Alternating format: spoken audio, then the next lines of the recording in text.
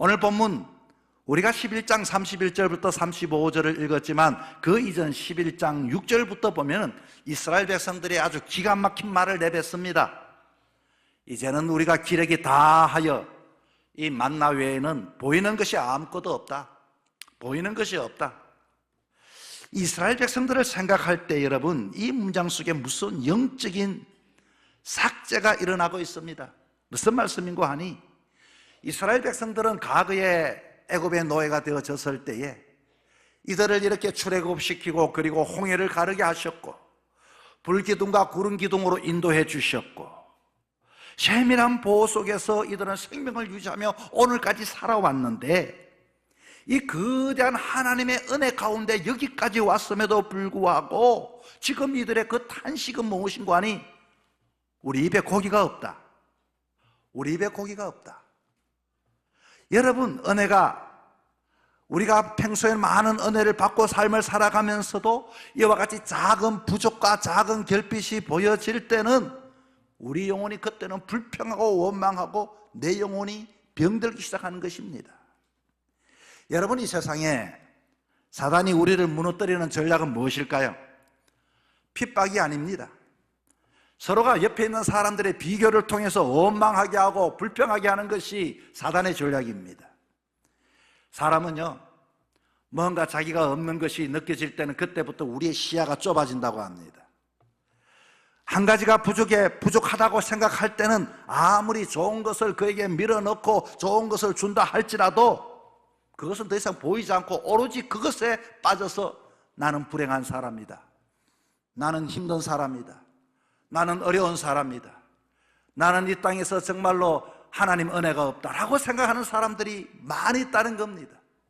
우리가 세상의 삶을 살아가면서 늘 언제나 우리의 시야가 좁아지면은 하나님의 은혜를 볼 수가 없습니다. 지금까지 살아왔던 그 하나님의 은혜 말입니다. 사실은 오늘 이 시대는 탐욕의 전시장이 되어졌죠. 오늘 본문에 우리가 11장 2절에 봤더니 11장 4절에 봤더니 이렇게 말합니다. 그들 중에 섞여 사는 다른 인종들이 탐욕을 품음에 이스라엘 자손도 다시 울며 이르되 누가 우리에게 고기를 주어 먹게 하랴. 여러분, 이게 뭡니까? 다른 족속이 이스라엘 하나님의 백성에 섞여 살면서 이들은 야, 정말로 고기 먹고 싶은데 고기 좀 줬으면 좋은데 하고 이와 같이 그 소리를 듣자마자 이스라엘 백성들은 하나님이 주신 그 만나를 먹고 부족함이 없이 살았는데 우리도 고기가 없네? 그때부터 다른 족속이 한 것을 듣자마자 하나님의 백성들도 하나님께 원망하기 시작했다, 그 말인 것입니다. 오늘 이 시대에 우리는 남들이 누리는 것에 내가 갖지 못하면 당장에 그것이 나의 모든 것인 줄 알고 그것을 가지고 불평하기 시작합니다.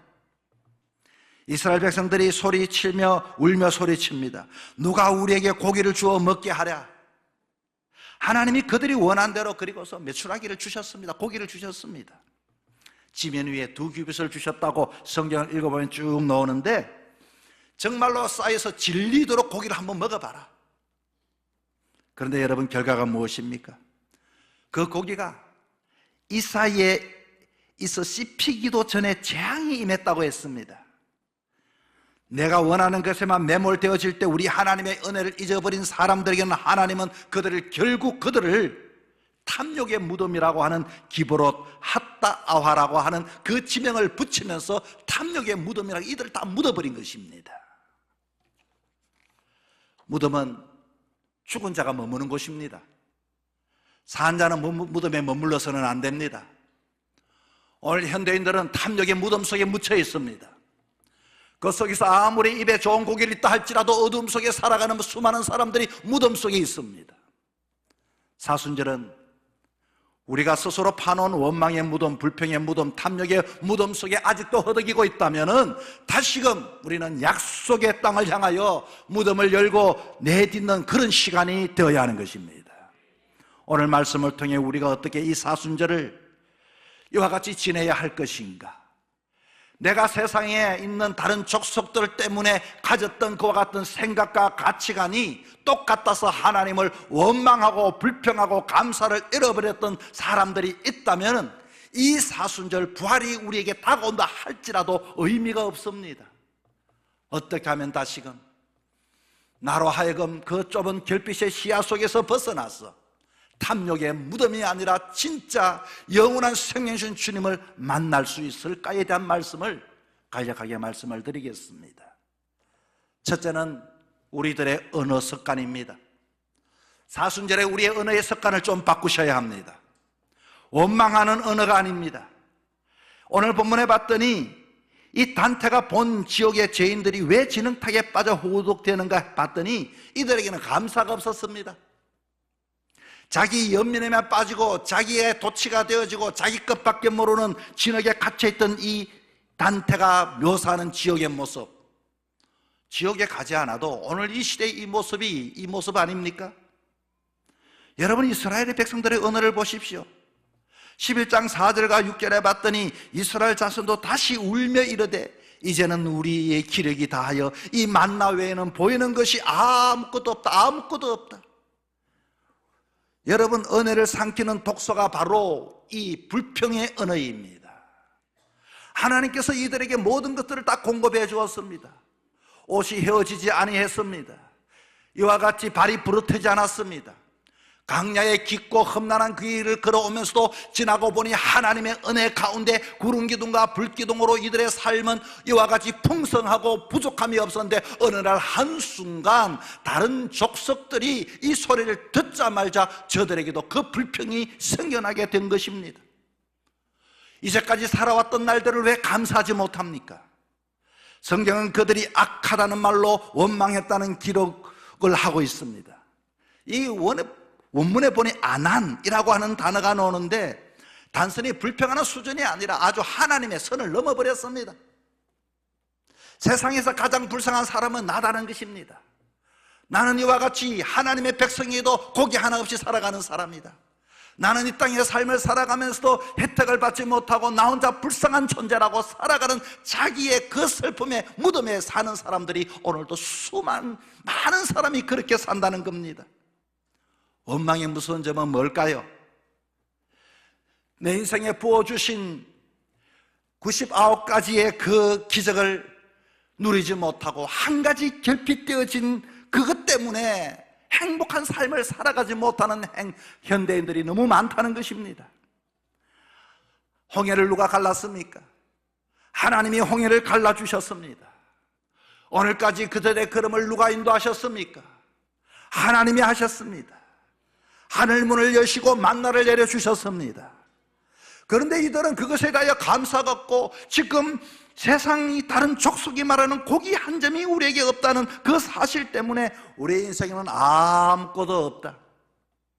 여러분의 인생에 아무것도 없다라고 불평하면 살면 안 됩니다. 왜 없는 것을 가지고 불평합니까? 있는 것을 가지고 감사할 수 있기를 바랍니다. 터널 시야의 감옥에 갇혀 있으면 단테가 묘사한 지옥의 죄인들이 서로를 보지 못하고 이와 같이 자기 것만 이와 같이 아유 이 우박이 떨어진다, 비가 너무 더럽다, 내 발은 왜 이렇게 진흙이 이렇게 나를 꼼짝하지 못하게 하는가, 이런 원망에 빠진 이스라엘은 하나님을 보지를 못했던 것입니다. 여러분, 사람이 눈에 뭔가 한번 꽂히면 다른 것이 보이지 않는다고 하지요. 이 터널 시야 현상이 어리석은 자에게, 어린아이에게만 나타나는 것이 아니라 배운 사람에게도 나타나고 성숙한 사람에게도 나타납니다. 좀 어둡고 터널에 갇히면 그 터널이 이와 같이 주변에 좋은 것이 있어도 보지 못하고 오로지 그 빠져나가는 크기만 이와 같이 그것 때문에 불안해합니다. 제 집은 고기를 먹는데 우리는 왜 만나만 먹느냐는 겁니다. 이런 비교라는 터널에 갇히는 순간 그들은 자유인이 아니라 다시 애굽의 노예가 되는 것입니다. 세상의 노예가 되는 것이고 환경의 노예가 되는 것이고 자기 자신에 갇혀있는 노예가 되는 겁니다. 18절에 읽어봤더니 이렇게 나오네요. 애굽에 있을 때가 좋았더라. 여러분, 애굽은 어떤 곳이었습니까? 애굽은 노예 생활을, 이스라엘 백성들이 옛날에 이집트에 노예 생활을 했던 애굽 생활을 말하지 않습니까? 거기는 채찍질을 당하고 자식을 강물에 던져야 했고 이와 같이 지독한 감시원에 의하여 하루에도 원하는 것을 만들어내야 했고 눈치를 보며 살아야 했고, 그런데 그 지옥 같은 삶이 지금 고기 몇 전 때문에, 아이고 과거는 좋았는데, 여러분 과거가 좋았습니까? 원망이라는 깨진 안경을 쓰고 세상을 보면 하나님 나라도 진흙탕으로 보일 수밖에 없습니다.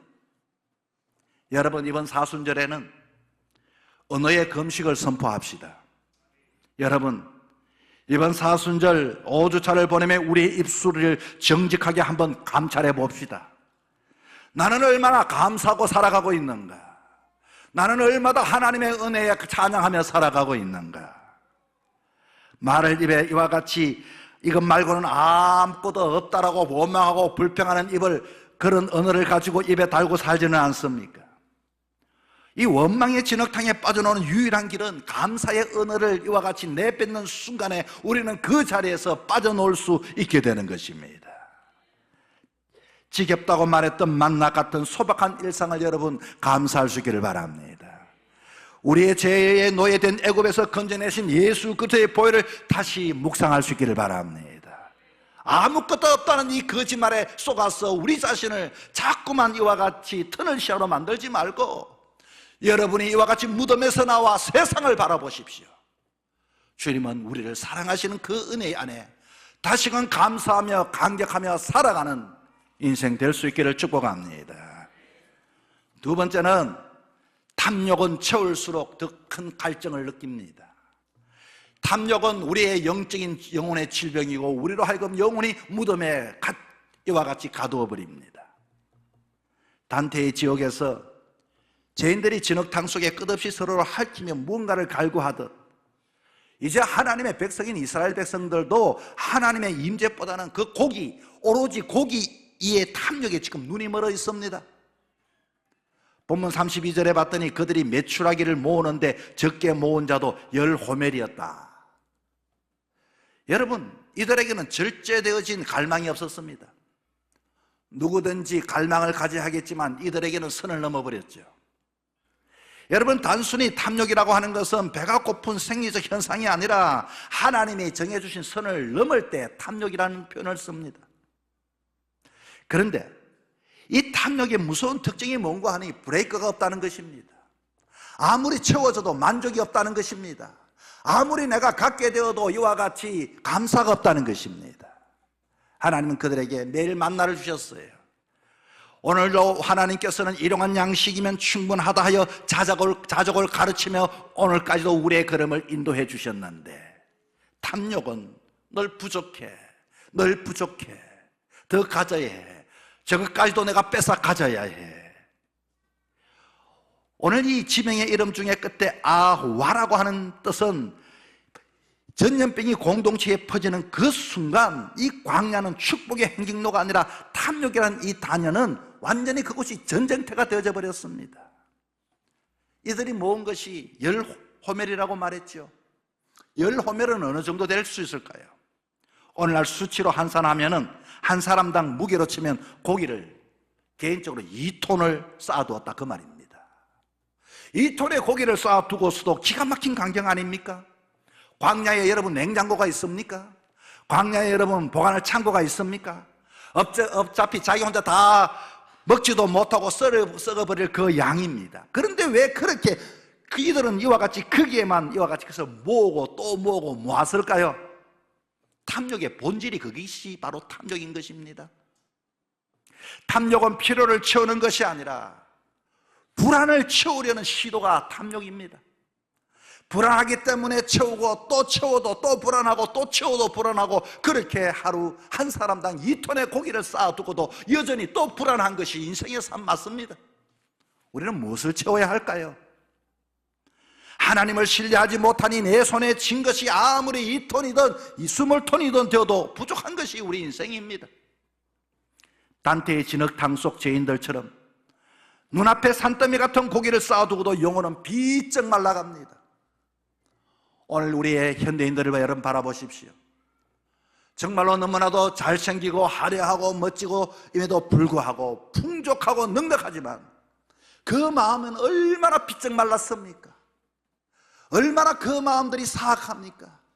얼마나 그 마음들이 야유해져 있습니까? 그것은 여러분 무엇으로 채워낼 수 있습니까? 탐욕은 마치 밑 빠진 독에 물을 붓는 것과도 같습니다. 탐욕은 마치 물을 마시되 바닷물을 마시는 것처럼 마시면 마실수록 더 이와 같이 갈증을 느끼는 것이 탐욕인 것입니다. 그렇게 갈증을 느끼는 것은 이와 세포의 수분이 빠져나가고 더 극심한 갈증을 느끼고 결국 갈증 때문에 마시다가 사람의 몸에 도무지 죽음에 이르게 되는 것이 바로 이와 같은 현상입니다. 오늘은 현상도 마찬가지입니다. 우리는 여러분 바람이 있는데 이 바람이 선을 모으면 안 됩니다. 내가 기회만 있으면 내가 이렇게 잘할 텐데, 내가 그 자리에 올라가면 잘할 텐데, 행복할 건데, 여러분 그런 소원을 가지고 삶을 얼마나 많이 살아왔습니까? 마찬가지입니다. 저나 여러분이 옛날에 일 때는 야 내가 언제 택시를 한번 타볼 수 있을까? 그런데 역시 여러분 택시를 타는 것이 아니라 지금은 개인이 차를 몰고 다니지 않습니까? 얼마나 좋았는지 모릅니다. 그러나 지금은 그 차 때문에 너무 행복하다고 생각하지는 지금은 않습니다. 아무리 채워도 채워지지 않는 그 탐욕, 하나님이 빠진 상태에서는 인간으로는 아무리 채우는 모든 것은 밑 빠진 독에 물 붓기와도 똑같은 것입니다. 이 사순절 헛된 수고를 이제는 멈추고 이 탐욕을 멈추고 내가 더 무엇을 가져야 행복할 수 있는가를 깊이 한번 생각해 볼 수 있기를 바랍니다. 매출하기가 아니라 여러분 목자를 구할 수 있기를 바랍니다. 저는 이 말씀을 묵상하며 제 자신에게 물어봅니다. 나는 매출하기가 없어서 불평한 거냐, 아니면 목자가 내 곁에 계심을 믿지 못해서 불안한 거냐? 여러분의 기도가 매출하기에게만 집중할 것이 아니라 여러분 우리가 진정 내 인생을 인도해 주실 그 하나님을 구하고 찾고 그 하나님과 가까이 할 수 있기를 바랍니다. 이번 사순절 채워지지 않는 욕망의 바닷물을 들이켰던 잔을 내려놓고 우리의 영원한 생수 되신 예수 그리스도로 이와 같이 채워나갈 수 있는 전리가 되기를 주의 이름으로 축복합니다. 셋째는 우리는 탐욕의 무덤을 떠나 이제는 십자의 길을 어렵고 힘들더라도 그 길을 감으로 부활의 기쁨을 얻는 자가 되어야 합니다. 단테의 지옥의 죄인들은 어떻게 되었을까요? 진흙탕에 몸부림을 칩니다. 원망합니다. 불평합니다. 더러운 오염에 차가운 비가 내리고 우박이 내리고 몸부림을 치고 서로가 이와 같이 돌아보지도 않냐고 자기의 아픔을 이야기하고 자기의 고통을 이야기하고 자기만 몸부림칩니다. 점점점 그 진흙은 밑으로 빨려 이와 같이 땅이 꺼지듯이 빨려 들어가는 그 모습들. 오늘 34절에 봤더니 그곳 이름을 기브롯 핫다아와, 기브롯 핫다아와, 이 뜻은 탐욕의 무덤이라고 하는 뜻입니다. 이 탐욕을 부리는 백성을 향하여 하나님의 은혜를 잊어버리고 끊임없이 광야에서도 채우시고 부족함이 없는 백성들이 하나님을 그냥 묻어버린 겁니다. 그곳에서 이 백성들이 장사되었습니다. 이 구절은 우리가 사순절을 지나면서 우리에게 무거운 질문을 던집니다. 나는 지금 어디에 머물러 있는가? 성경은 탐욕을 품는 자들이 그곳에서 장사되었다라고 말합니다. 그곳에서 묻혀버렸다고 말합니다. 무덤은 더 이상 전진할 수 없는 곳입니다. 성장이 멈춘 곳입니다. 무덤은 어두운 곳입니다. 원망과 탐욕에 갇힌 영혼은 이렇게 끝을 맺습니다. 하나님을 발견하지 못하고 하나님께 감사하지 못하는 인생, 정말로 들어왔던 다른 족속 때문에 그렇게 전염되어져서 하나님의 사람들이 하나님 없이 살아가서 탐욕이 저들의 하나님이 되어질 때의 모습을 보여주는 것이지요. 하나님이 우리에게 원하시는 것은 누구든지 그 무덤에 갇히는 것을 원하지 않습니다. 거기서 돌이켜 다시 그곳을 떠나야 합니다. 히브리어로 해결하고 하는 뜻은 슈버라고 합니다. 단순히 회개는 이와 같이 후회하는 게 아니라 내가 가고 있던 길을 멈춰 완전히 틀어서 다시금 주께로 돌아오는 것입니다. 사순절은 이 휴보의 시간입니다. 우리가 내가 갔던 탐욕을 가지고서는 십자가에 이를 수도 없고 그 십자가의 그 길에서 내가 감당할 수도 없을 뿐만 아니라 부활을 경험할 수가 없습니다. 내 입을 채울 고기에만 꽂혀있는 시선을 돌려서 나를 위하여 생명의 떡이 되신 예수 그리스도를 바라보는 것입니다. 무덤은 저와 여러분이 머물 곳이 아닙니다. 우리는 그 무덤을 지나 약속의 땅으로 들어가야 할 존재입니다. 여러분, 무엇을 기념비로 삼기를 원합니까? 모든 사람은 이 땅의 삶을 살아가며 각자의 기념비를 남기고 이 땅을 떠납니다. 가정에서 자녀들에게, 때로는 신앙인들은 교회에서, 이스라엘 백성들은 그곳에 탐욕의 무덤만을 남겨두었습니다. 불평하는 인생에게는 그 무덤을 보면서 저 탐욕의 무덤을 봐라, 저 사람이 원망하고 불평하고 하나님의 은혜를 모르는 사람, 하나님의 백성이었지만 저렇게 되었단다. 그 무덤에 그것을 기념비로 삼을 것입니까? 아니면 저는 우리 교회 성도님들이 이번 사순절을 지나면서 정말로 세상 사람들이 말하는 탐욕의 무덤이 아니라 은혜의 기념비로 바꾸는 기적을 보기를 원합니다. 내가 전에는 원망의 사람이었습니다. 탐욕의 사람이었습니다. 불평의 사람이었습니다. 감사를 감사로 알지 못했던 사람이었습니다. 이제는 감사의 사람이 되었습니다. 이제는 주님의 약속의 사람이 되었습니다. 여러분, 사순절은 우리 영혼이 이사하는 이삿날입니다. 썩어질 고기 냄새가 진동하는 무덤가에서 이제는 짐을 싸고 다시금 거친 그 강야를 향하여 나아가는 이 시간이 사순절의 시간입니다. 여러분, 이 강야는 더 이상 고통의 강야가 아닙니다. 하늘의 신비로 가득 찬 곳이고 강야에서 먹이시고 입히시는 하나님의 은혜를 경험할 수 있기를 바랍니다.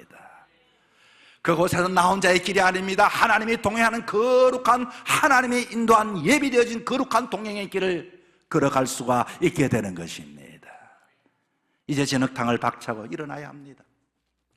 단테가 본 지옥의 죄인들은 끝내 고기를 들지 못하고 진흙 속으로 그렇게 묻혀서 무덤이 되었습니다. 우리에게 기회가 있습니다.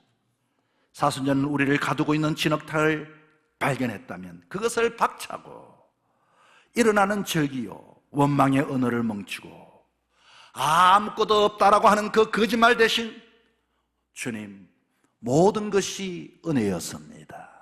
모든 것이 은혜였습니다. 내 힘으로 산 것이 아니라 하나님이 주셔서 기회를 얻고 주셔서 받게 된 은혜였습니다. 사순절은 죽음을 묵상하는 시간이지만 궁극적으로 부활을 향한 행진입니다. 오늘 이 시간 우리 마음속에 탐욕의 무덤 위에 십자가를 꽂고 주님, 제 원망을 여기에 묻어둡니다. 제 탐욕을 여기에 장사 지냈습니다. 이제 제 안에 오직 주님만이 사십시오. 비장한 결단을 가지고 무덤을 떠나 다시금 영원한 생명, 부활의 주님을 만나기 위하여 생명의 행진을 시작하며 부활의 아침에 주님과 함께 춤추는 승리의 주인공들이 될 수 있기를 주의 이름으로 축복합니다.